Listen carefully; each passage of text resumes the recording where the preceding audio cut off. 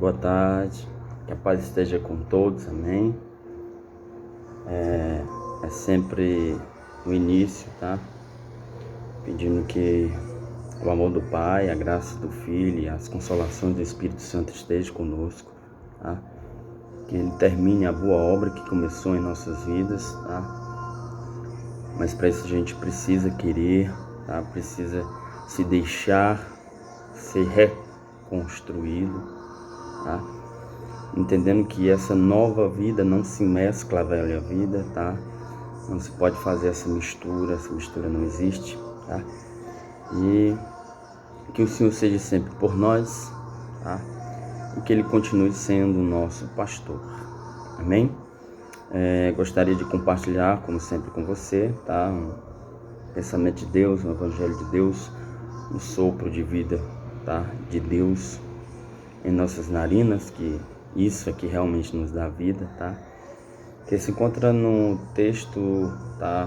Do Evangelho de Mateus, capítulo 23, versículo 23, tá?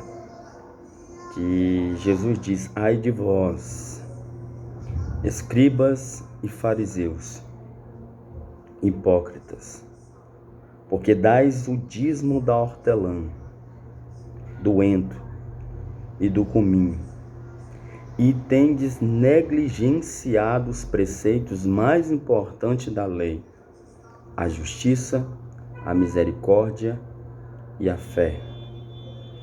Deveis, porém, fazer estas coisas sem omitir aquelas. Amém?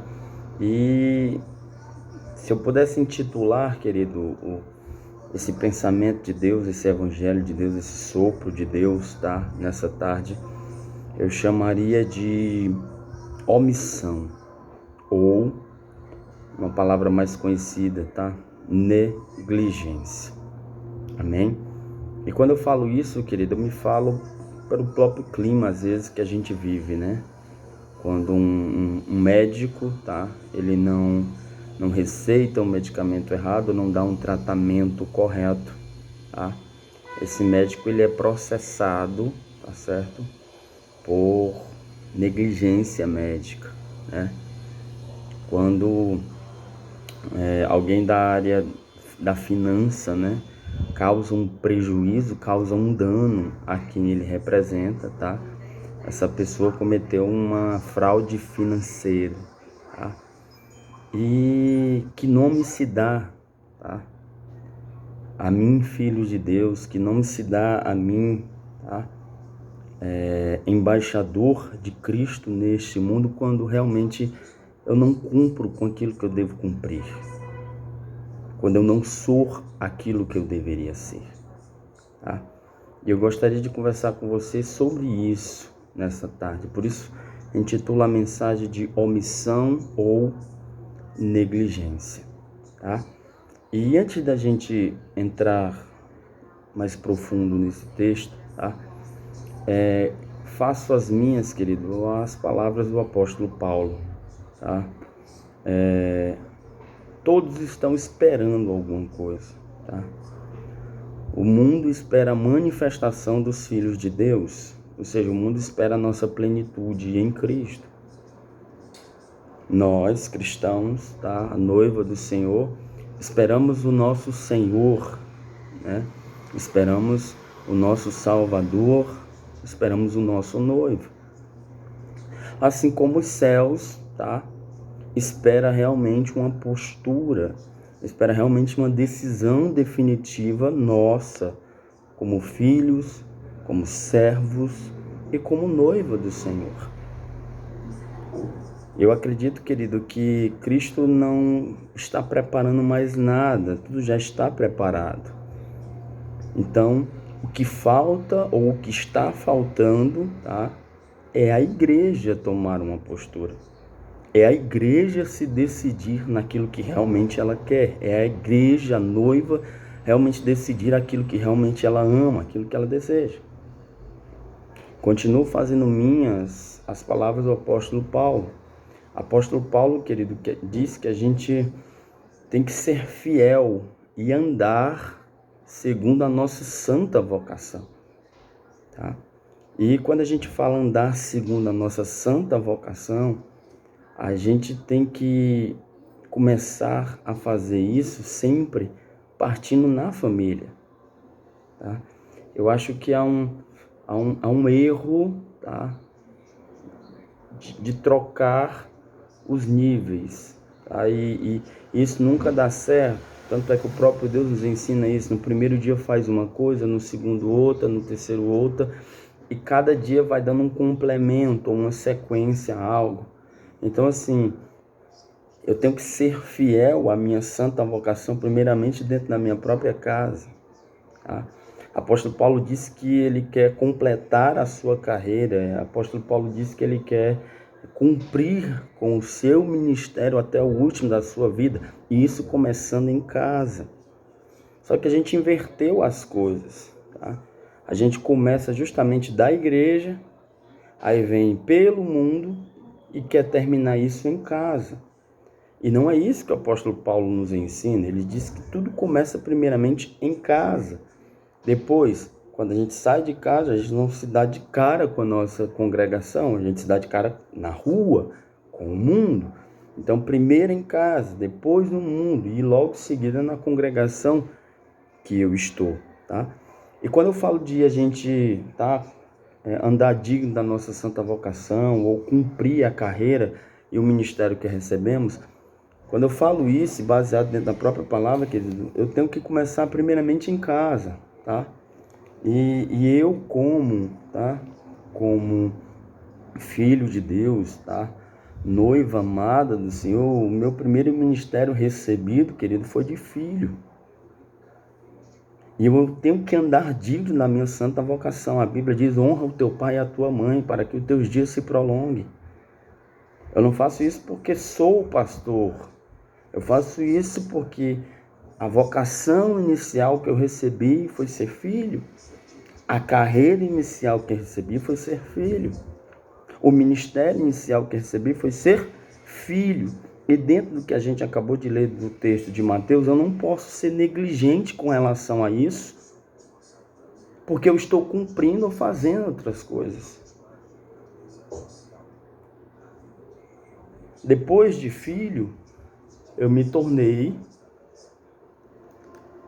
esposo.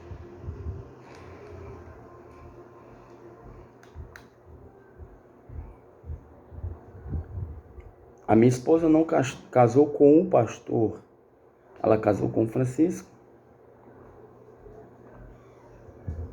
Ela não casou com o meu ministério espiritual ou ministerial, ela casou com o Francisco. Então eu tenho que honrar isso.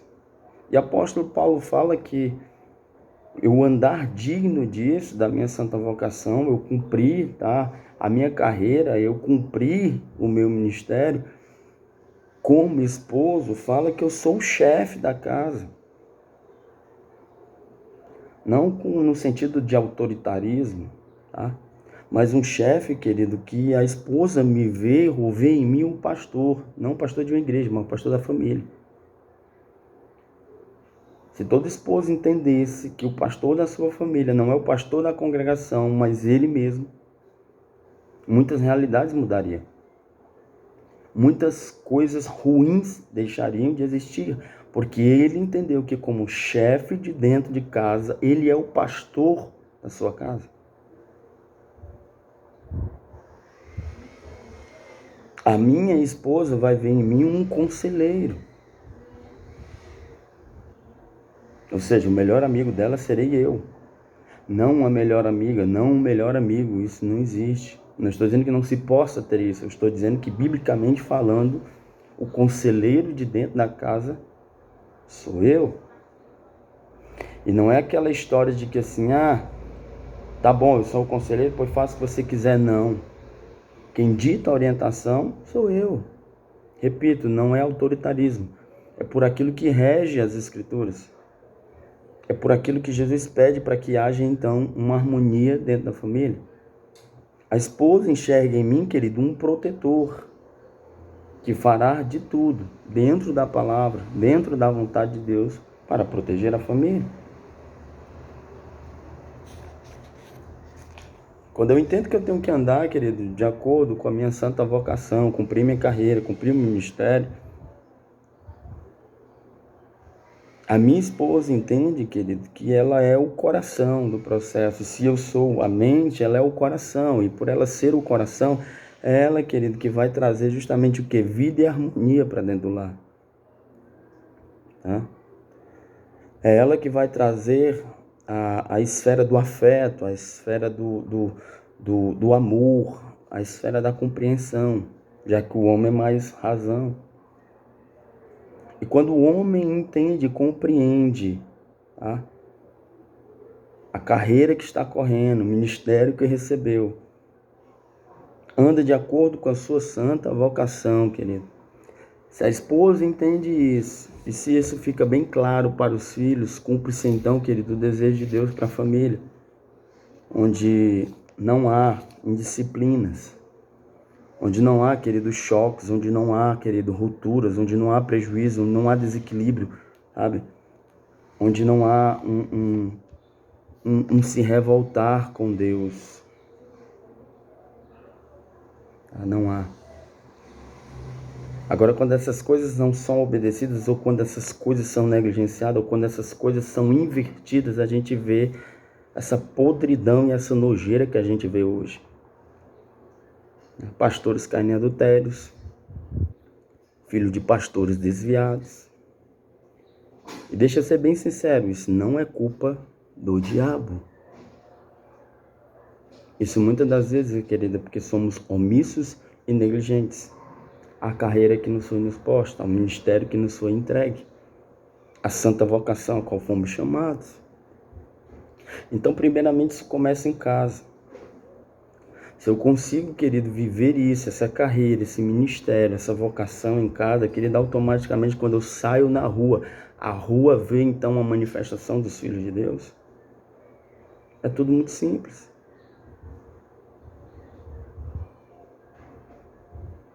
Quando eu saio à rua, o mundo vê a luz. Quando eu saio à rua, o mundo vê o sal. Quando eu saio à rua, o mundo entende que só Jesus é a solução.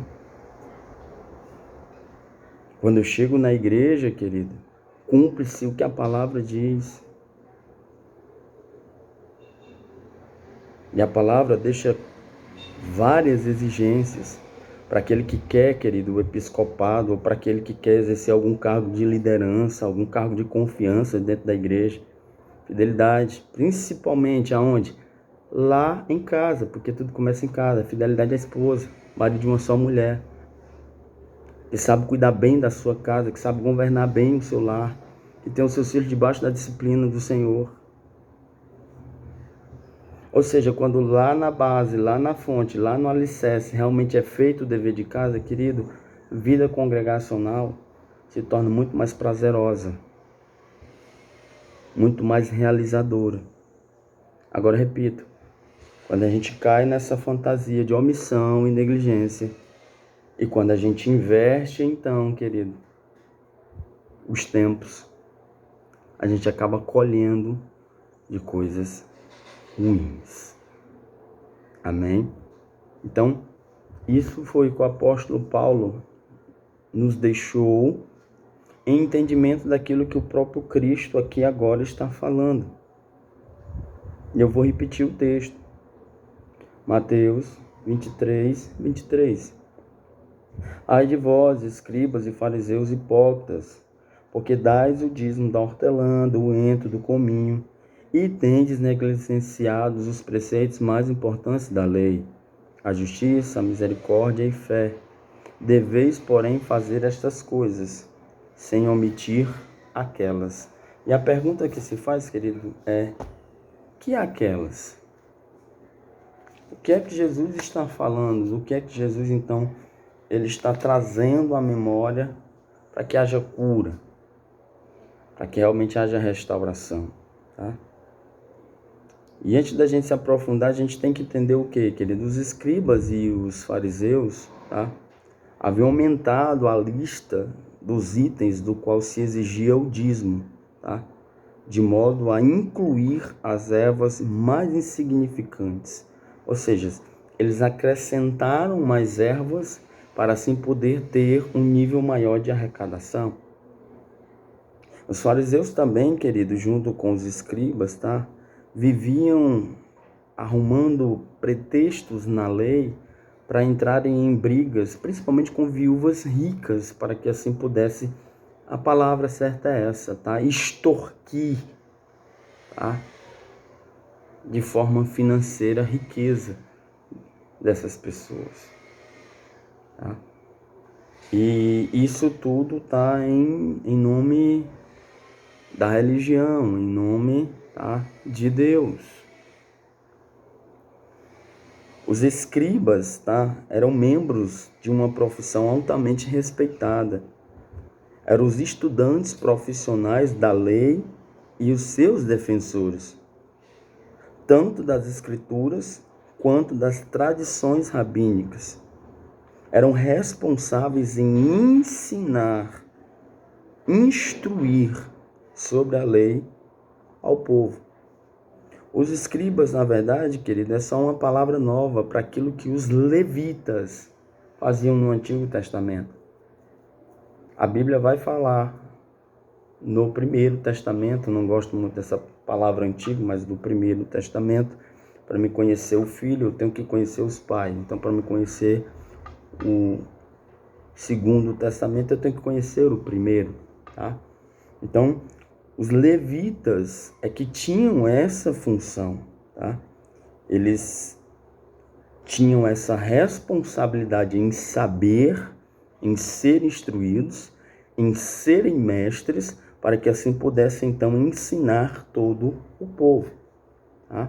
Então, o mesmo levita do Antigo Testamento são os mesmos escribas do Novo, tá?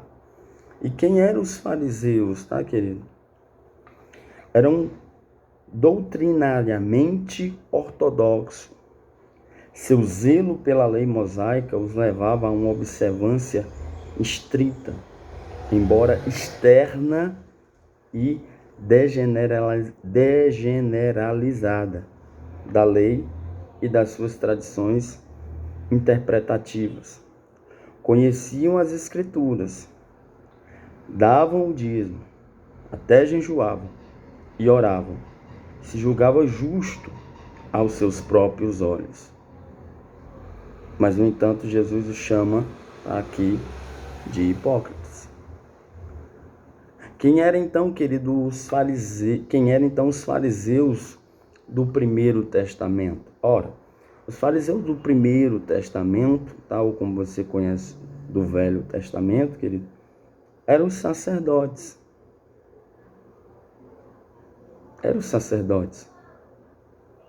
Que, de acordo com a definição bem pequena, é aquele que pega do povo, tá, e leva para Deus. Então, Jesus aqui ele está fazendo um paralelo, Jesus aqui está fazendo, tá, uma colocação de tempo, tá, e Jesus está trazendo uma condenação. Ai de vós! Ai de vós que tende aumentado uma lista de contribuição. Ai de vós que tem exigido coisas desnecessárias, mas, no entanto, tem omitido aquilo que realmente deveria ser importante, aquilo que realmente deveria ser preocupante, aquilo que realmente deveria se dedicar em ensino, aquilo que realmente deveria se dedicar e se esmerar em levar o povo a conhecer e a entender.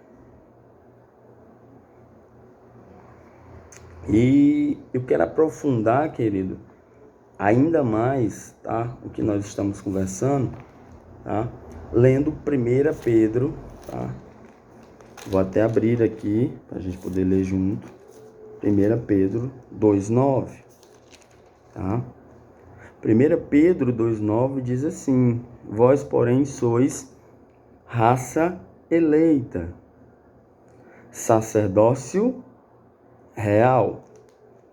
O que ele está falando? Se Jesus está traçando um paralelo nesse texto está deixando bem claro que no Primeiro Testamento, ou como já disse, repito, no Velho Testamento, tá? Eram conhecidos os levitas, responsáveis pelo ensino, e os sacerdotes, responsáveis por pegar do povo a sua oferta e apresentá-las então a Deus.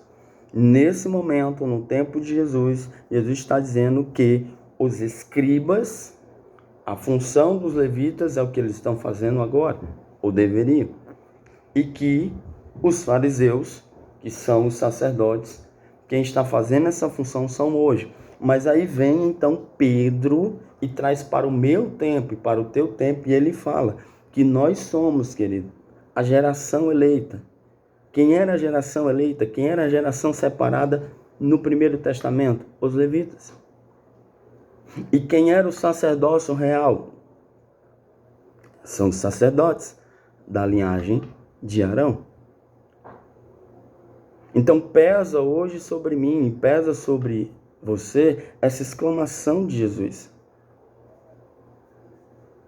O que será que nós temos acrescentado? O que será que nós temos, querido, esticado em exigências, em cobranças, em sacrifícios, sabe? Em listas de dízimos e ofertas, e temos sido omissos com aquilo que realmente deveria importar, que realmente deveria ser o motivo de deixar a gente sem sono, que deveria ser o motivo de deixar a gente madrugada inteira orando, ou até mesmo se debruçando na palavra para ensinar de forma mais correta. Quais são essas omissões que Jesus está falando? Do que é que Jesus está falando? Sabendo que hoje eu e você somos o levita do Antigo Testamento, somos o sacerdote do Antigo Testamento, que hoje eu e você somos, tá? O fariseu da época de Jesus, o sacerdote do Antigo Testamento, nesse tempo, que repito, onde o mundo espera a nossa manifestação, nesse tempo onde nós esperamos o nosso noivo e rei, nesse tempo onde os céus espera definitivamente uma postura minha, uma postura sua, o que será que nós temos omitido, querido? O que será que nós temos negligenciado? E não é complicado, querido, da gente aprender e da gente saber. É só a gente voltar, querido, ao texto, tá? Ou a um livro muito conhecido, ao livro de Malaquias. Gostaria que depois você lesse ele completo, tá? É muito interessante o texto de Malaquias, tá? Malaquias.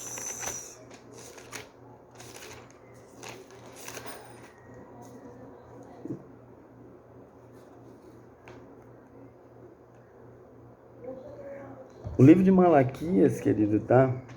Ele é um livro que muitos chamam de um livro irônico, né? Onde Deus está sendo irônico com relação a algumas coisas, tá? Que infelizmente estavam sendo omissas, estavam sendo negligenciadas, tá? Mas no fundo, querido, o texto de Malaquias, o livro de Malaquias, tá? Deus está simplesmente fazendo um traçado entre uma adoração verdadeira, sincera, em espírito e verdade, como Jesus falou que ele aceitaria, e uma adoração, querido, falsa, fabricada, cheia de liturgias, onde basicamente se tinha muito mais sacrifícios, como se Deus comesse carne de tudo, e tinha muito mais sangue derramado, como se Deus bebesse sangue de cabrito, que propriamente aquilo que Deus esperava, que era justamente a não omissão e a não negligência daquilo que realmente era importante, tá? E é interessante porque o livro ele vai traçar e ele vai começar o povo se perguntando, né? Em que estão sendo omissos, em que estão sendo negligentes, tá? E é interessante, querido, que geralmente assim, quando a gente se pega se perguntando em quem estamos sendo omissos, do que estamos sendo negligentes, essa primeira, tá? Pergunta, essa primeira atitude, tá? Geralmente é de uma pessoa, querido, que está reivindicando que é inocente.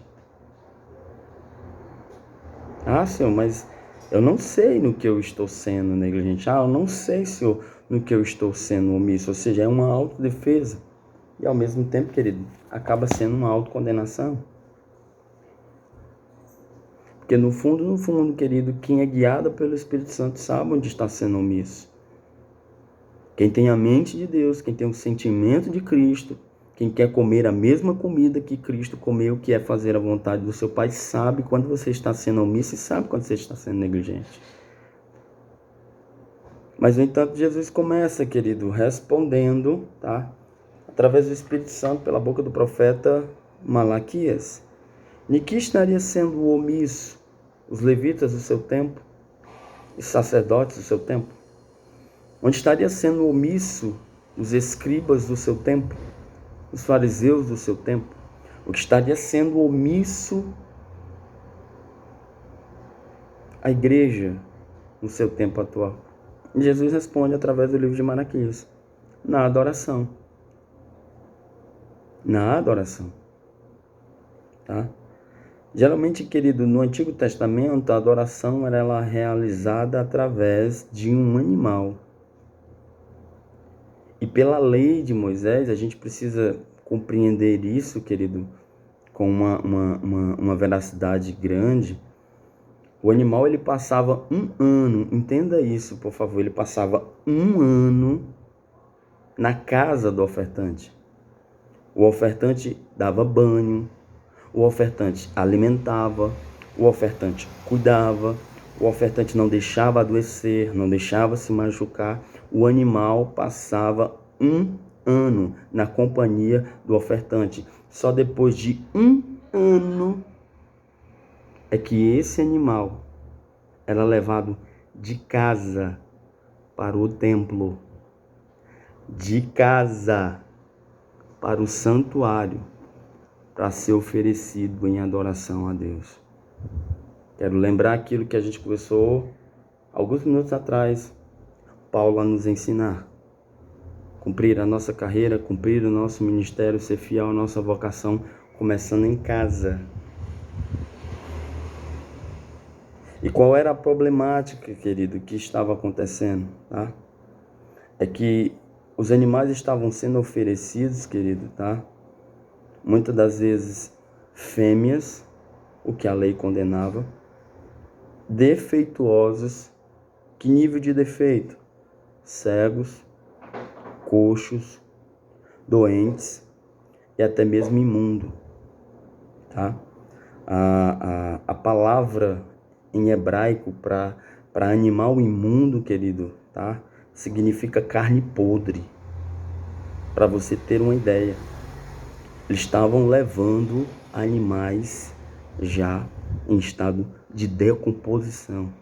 Estavam levando para ofertar diante de Deus. E eu repito, como se Deus precisasse de carne, como se Deus precisasse de sangue de cabrito.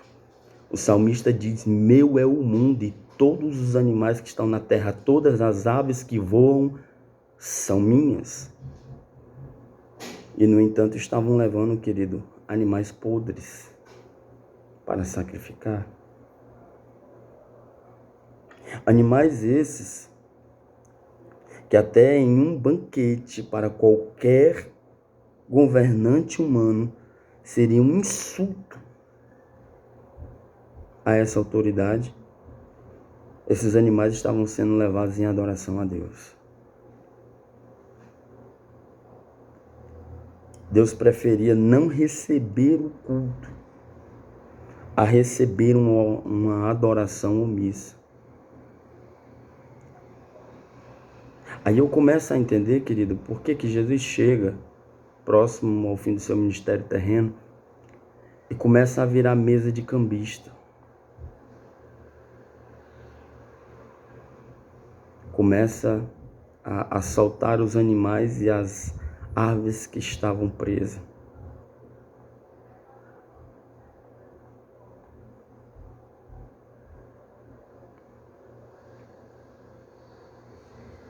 Onde temos sido omissos na nossa adoração a Deus, querido? E repita, a nossa adoração a Deus não é a que fazemos no templo. É a que temos em vida em casa. E assim levamos ao templo, levamos ao santuário.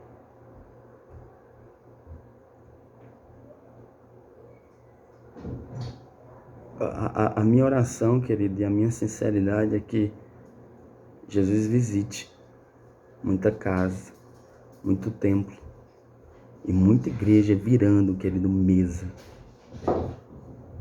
sabe? Batendo feio em muitos cambistas.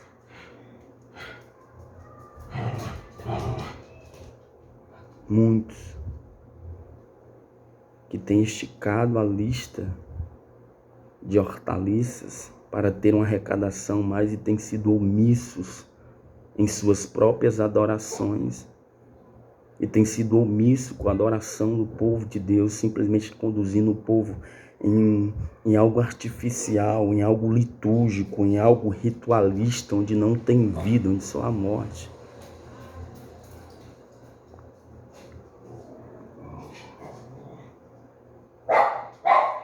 Não seja omisso, querido, em sua adoração. Adore a Deus em espírito e em verdade.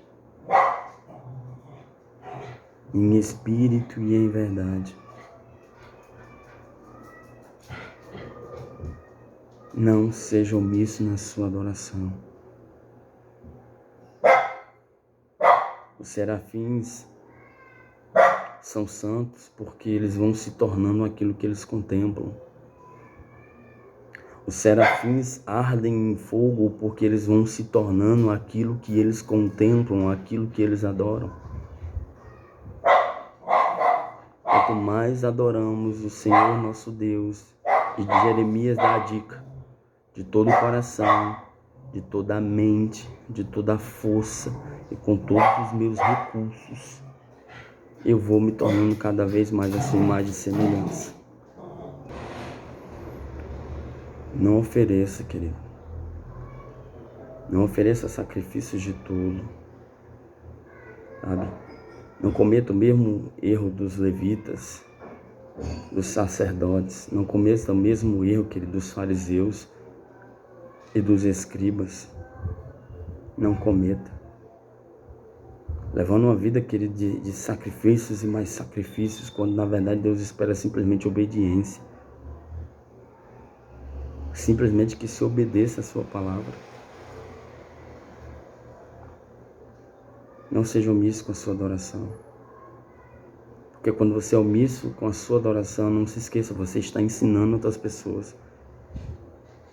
E quando você é omisso em sua adoração, você ensina outras pessoas a serem omissas também em sua adoração.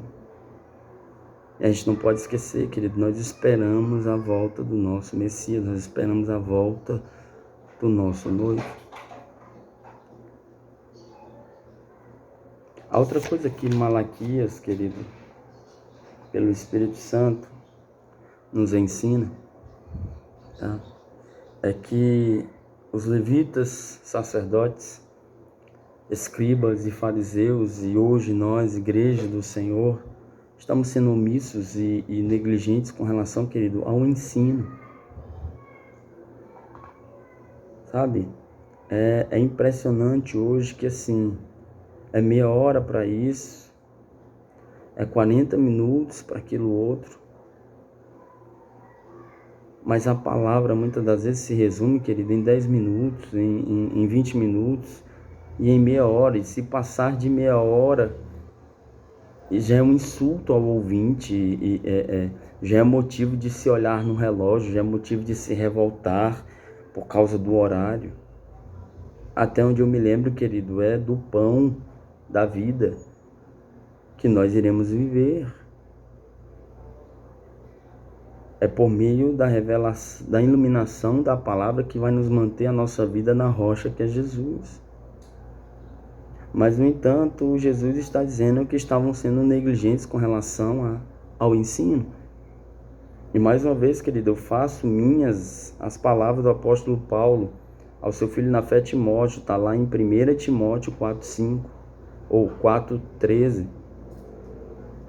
Paulo está dizendo a Timóteo, olha, até a minha chegada, até a minha vinda, te dedique à leitura, à exortação e ao ensino, ou seja, até que eu chegue, até que eu volte, Timóteo, se dedique à leitura, à exortação e ao ensino. Não seja omisso nisso, não seja negligente nisso. Quem é que a igreja está esperando? Jesus. E o que é que Jesus está falando na boca do apóstolo Paulo? Até a minha chegada, noiva, até a minha chegada, igreja, seja firme na leitura, na exortação e no ensino.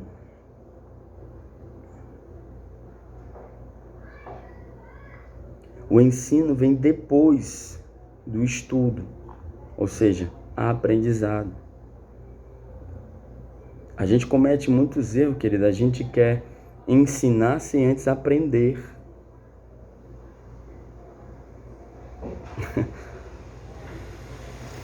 Isso chega a ser contraditório.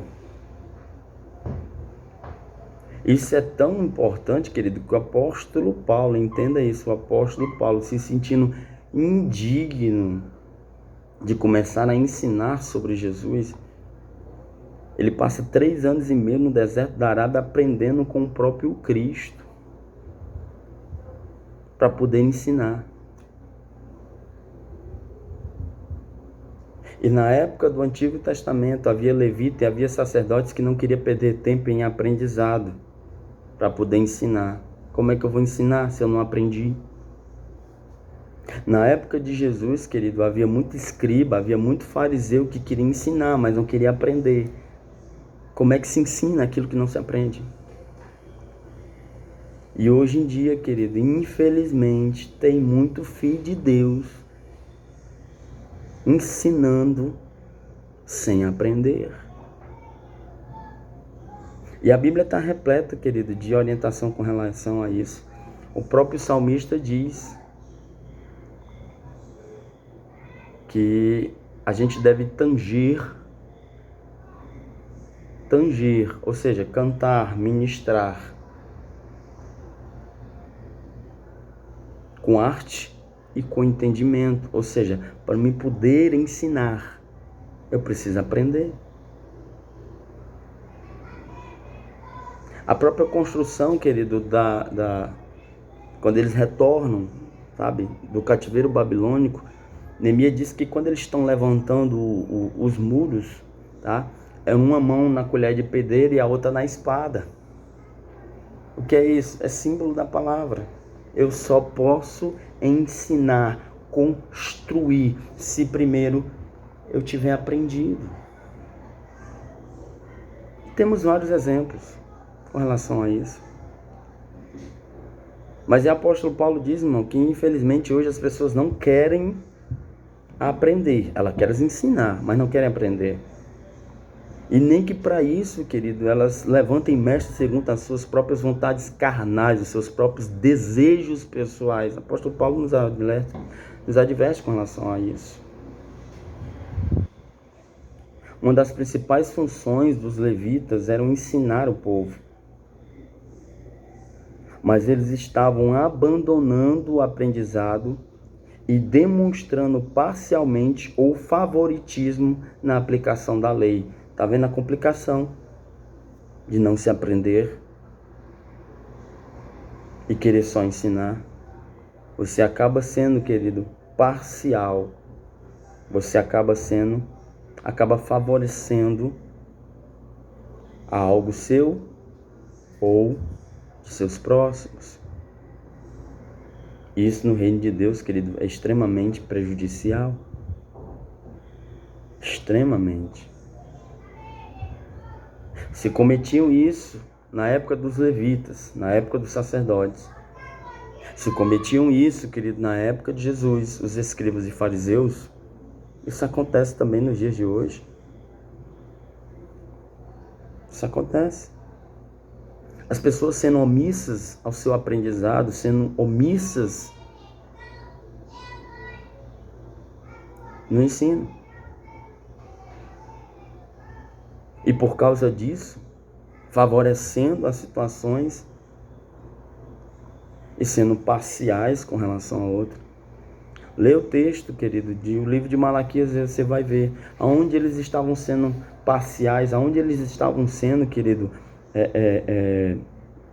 usando de favoritismo. Ele começa dizendo: no casamento é a sua proteção. No casamento é a sua proteção. A Bíblia é bem clara, querido, não há motivo para divórcio. Não há motivo para separação, o único é até que a morte os separe. Mas, no entanto, por não aprenderem, mas quererem ensinar, estavam sendo omissos com relação àquilo que Deus regia sobre o casamento, aquilo que Deus regia para a sua própria proteção. Quando você chega no livro de Neemias, querido, o próprio Neemias, ele chora, ele se desespera. O texto diz que só falta arrancar os cabelos. Por quê? Porque ele descobre que metade dos levitas estão casados com mulheres estranhas. O casamento é misto. E eles não estão só casados, já têm filhos também. E o mais ridículo é que eram os levitas. Eram sacerdotes responsáveis por ensinar, mas que não quiseram aprender e por causa disso estavam cometendo favoritismo, estavam usando de parcialidade. Se isso acontecia no tempo de Moisés, se isso acontecia no tempo de Jesus, é óbvio que isso acontece nos dias de hoje. E nós não podemos ser omissos. Nós não podemos ser negligentes a essa situação. Não podemos.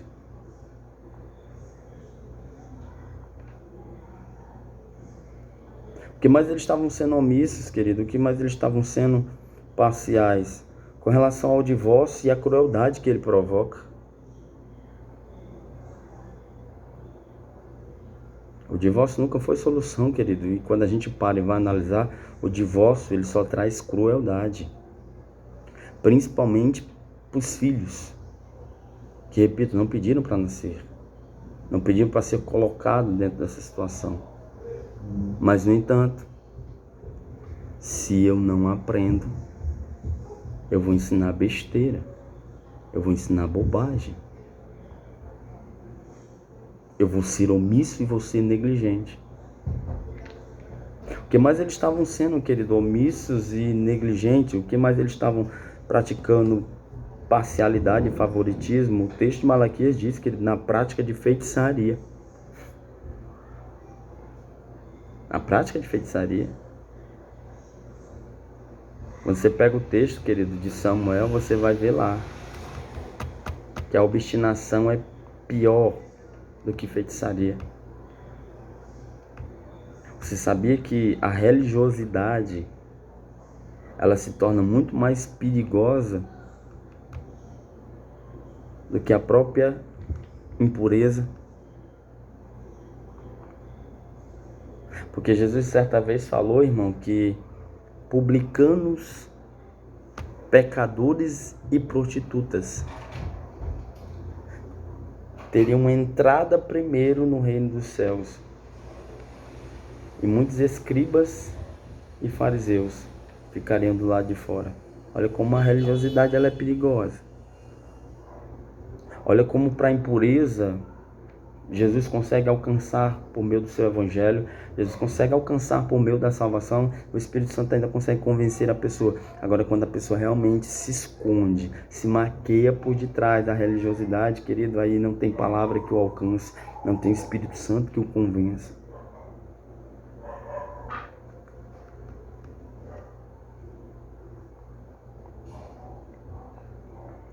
E eles estavam sendo parciais, eles estavam cometendo favoritismo.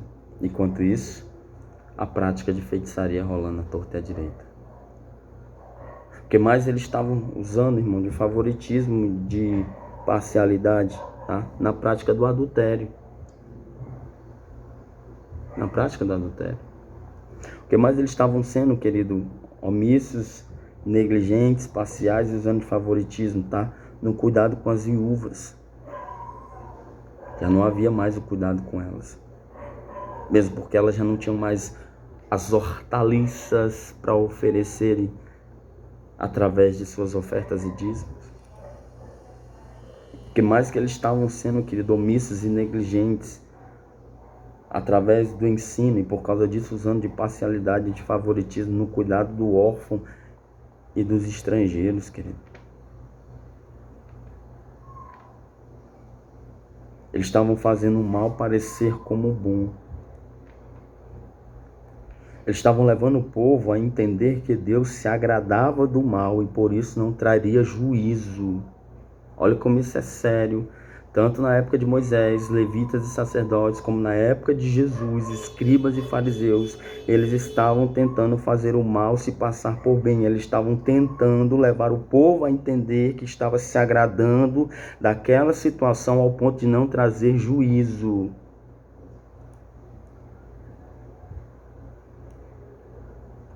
Deus continua, querido, amando o pecador, mas continua fazendo justiça sobre o pecado. Não seja negligente no seu ensino. Senão, o seu aprendizado estará danificado. E por causa disso, você estará sempre usando de favoritismo ou de parcialidade. Não seja negligente, querido, com seu ensino. Sabe por quê? O apóstolo Paulo, por diversas vezes, disse que pelo nosso tempo, todos deveriam ser mestres. E a gente não pode se esquecer, querido, que se Deus vai trazer juízo sobre o mundo, Ele vai começar pela sua própria casa. Não se esqueça de versículos, querido, tais como: se nós iremos julgar o mundo e os anjos caídos, porventura não viria sobre nós um avaliar e um julgamento muito mais severo? Então, não seja omisso e não seja negligente ao seu ensino. Viva o que você prega. Pregue o que você viva. Não seja omisso, não seja negligente. Está na hora da gente realmente falar a verdade, ser sincero com as pessoas. Porque se estamos no fim, o caráter da mensagem precisa ter essa resposta. Precisa ter essa resposta. Qual? A carreira que abraçamos, o ministério que abraçamos, a santa vocação que a gente abraçou. Jesus vem buscar uma mulher madura, uma noiva madura, não uma menina birrenta, mal educada, cheia de mimimi. Aonde mais eles estavam sendo, querido, negligentes, omissos no serviço. Alguns sustentavam a ideia errada de que o efeito de servir ao Senhor, se não fosse para gerar a prosperidade, não valeria a pena servi-lo. É bem conhecida essa realidade de hoje, né? Lá em Moisés, eles estavam com uma mentalidade, querido, que vale a pena servir Deus porque nós seremos prósperos. Mas não foi isso que Jesus prometeu. Mas naquela época isso já existia. A mentalidade era essa. E o ensino acabava sendo esse. Se Deus não me tornar uma pessoa próspera, materialmente falando, Ele não serve para mim. Para que eu vou servi-lo? Para que eu vou me submeter ao seu senhorio? Eu me lembro de Salomão. Foi o próprio Deus, só lembrando, que chegou para ele e disse: Salomão, 3 coisas te proponho: riqueza, honra e glória, teus inimigos, todos vencidos. Mas Salomão diz: dai-me sabedoria.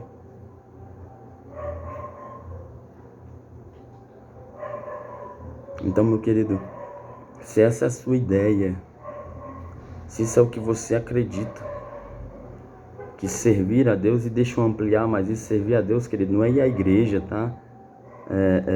Tocar alguma coisa ou organizar alguma coisa, sabe? Limpar, fechar o templo, abrir o templo. Servir a Deus não é isso. Servir a Deus é onde você estiver. Que, repito, começa na sua casa, servindo a sua família. Quando você sai na porta, servindo ao mundo. Porque foi Jesus que falou, querido, que maior é aquele que serve. Que ele veio não para servir, ou para ser servido, mas para servir. Então, se a sua ideia, tá, inicial, de base, de alicerce, eu sirvo a Deus porque Ele vai me tornar próspero, desculpa a franqueza, mas você está completamente enganado e você está lendo o Evangelho errado. E por causa disso havia muita omissão, havia muita negligência com relação ao serviço. Tanto na época de Moisés, como na época de Jesus, como na nossa época de hoje. Alguns sustentavam a ideia errada de que se o efeito do contribuir, dízimo, oferta, ou em outros campos, tá, ao Senhor não fosse fazer vista grossa para costumes maus, para comportamentos reprováveis e para caráteres duvidosos, não valeria contribuir, servir a obra de Deus. Querido, isso chega, eu não sou muito dessas frescuras, mas isso me chega a me arrepiar. Na época de Moisés já havia essa mentalidade do diabo, tá? Não, eu sirvo a Deus através do meu dízimo, através da minha oferta, até em outros campos eu sirvo, mas para isso Deus tem que fazer vista grossa, tá? Com relação aos costumes maus que eu ainda tenho, os comportamentos reprováveis que eu tenho e o caráter duvidoso que eu tenho. Se isso havia na época de Moisés, se isso havia na época de Jesus, que ele não duvide, isso existe na nossa época hoje. E o que mais me entristece, sustentado por muito líder,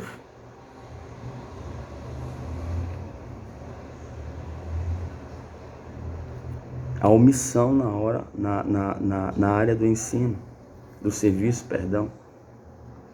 É por isso que a gente está vendo essa esculhambação toda, querido. Repito, leia lá as cláusulas. Governe bem a sua casa.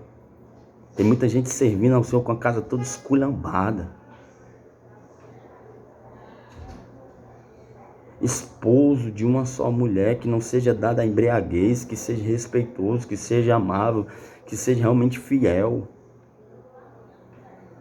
E quando a gente olha, muita coisa não bate com o que o manual exige, não bate com o que o manual pede. Pelo contrário, o que a gente vê muitas das vezes é isso que eu acabei de dizer. As pessoas querem servir a Deus, muitas das vezes através do seu dízimo, através da sua oferta, e até em outros campos, mas para que Deus faça, repito, vista grossa no costume mau, em comportamentos reprováveis, um caráter duvidoso, porque se não for assim, não vale a pena servir a Deus. Se a sua mentalidade é essa, querido, repito, você está no lugar errado e lendo o Evangelho errado.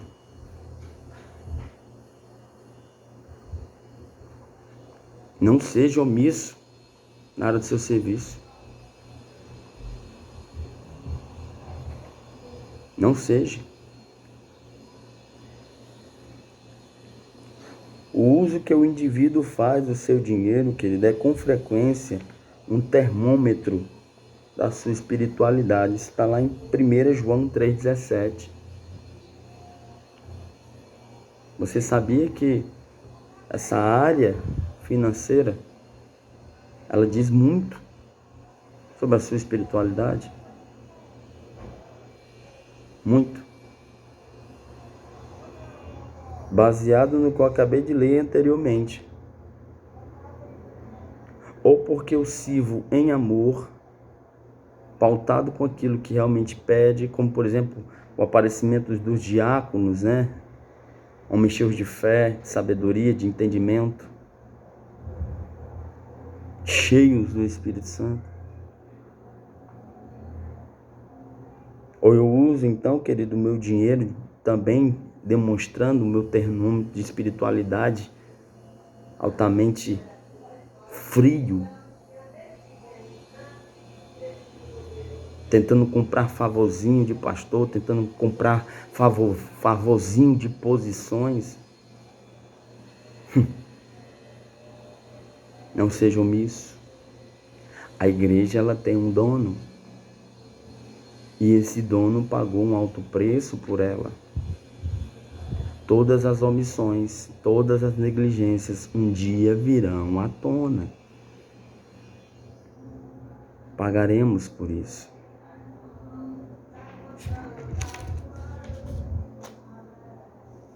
Olha o que Jesus fala. Quando eu não sou omisso, querido, na minha adoração, isso gera justiça. Quando eu não sou omisso no meu ensino, isso gera misericórdia. Quando eu não sou omisso no meu serviço, isso gera fé.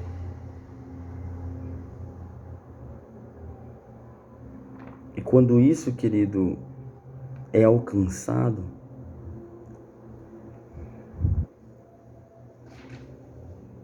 nada para Deus se torna cansativo. Nada para Deus se torna melancoso, nada para Deus se torna pesado, nada para Deus se torna um fardo. Porque, repito, a adoração se torna justiça, o ensino se torna misericórdia e o serviço se torna fé. Portanto, termino esse compartilhar, querido, relembrando. Termine a carreira que te foi imposta.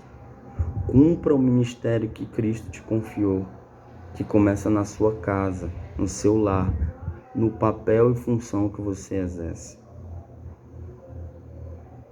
Como um filho, como um pai, como uma mãe, como uma filha, como esposo, como esposa. Cumpra a sua carreira, o seu ministério, seja fiel à sua santa vocação quando você sair ao mundo. Seja luz, seja sal. Se manifeste ao mundo, manifeste ao mundo a plenitude do Evangelho, a plenitude de Cristo.